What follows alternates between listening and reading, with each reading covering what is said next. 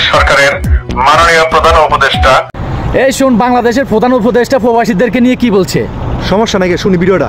বাংলাদেশ সরকারের মাননীয় প্রধান উপদেষ্টা ডক্টর ইউনূস ঘোষণা করেছেন যে বিশ্বে বিভিন্ন দেশে থাকা সকল প্রবাসীদেরকে বলা হচ্ছে যে আপনারা রেমিটেন্স অবশ্যই বৈধ পথে ব্যাংকের মাধ্যমে পাঠাবেন। কেউ যদি হুন্ডি অথবা বিকাশের মাধ্যমে টাকা বাংলাদেশে পাঠান আর প্রমাণিত হয়, আপনার পরিবারকে জেল এবং জরিমানার।